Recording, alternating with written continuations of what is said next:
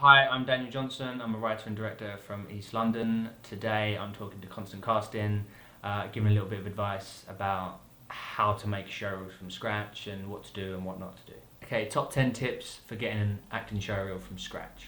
Number one, research the company that you're going to work with. See the material that they've created, not just the stuff on their website, but look around on actors that have worked with them on different casting websites and just see what they do and make sure it's a match for you. Number two, insist on new, well-written material. Ideally, stuff that's been written specifically for you. Don't use scenes that are rehashed from, Casualty or Holby City or a movie.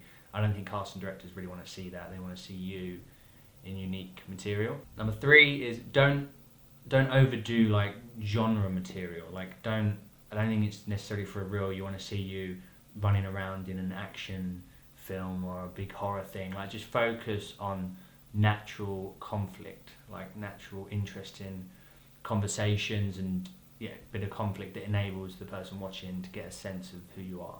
Number four, and this is really key, is work with good actors. Make sure that, because of course your acting is the key thing, but if you're working with people who are no good, it's going to reflect badly on your reel. So if it's friends that you have who you know are reliable and are good, or if the people you're working with can get you actors, just find out who they are and make sure that they're up to it. Five, try and avoid screaming and shouting on your show reel. Obviously you want to show what you can do and you want to have a bit of energy in it, but if it's just big breakup scenes with shouting and screaming, it's just going to be a load of noise and no one wants to see that. Six, keep your show reel short. Keep it as short as possible.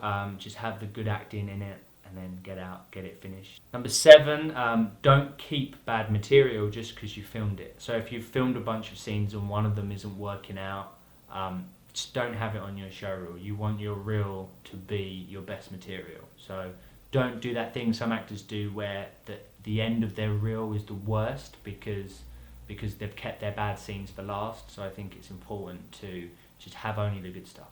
Number eight, don't use extra work. If you've been an extra on a big movie, unless you've had a bunch of lines and it feels like a real scene, just because you're standing next to Tom Hanks, it's not going to be useful for a show reel. It doesn't tell anyone anything apart from the fact that you've been an extra. Number nine, show a bit of your personality on your reel. Like, you want each actor, each human being is different, and you want your show reel to give us a sense of who you are. So don't be afraid to have a bit of your own quirkiness in your reel.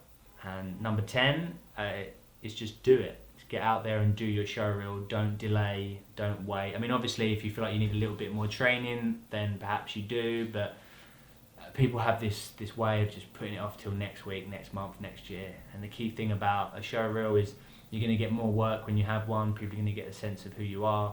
So get out there and get it done.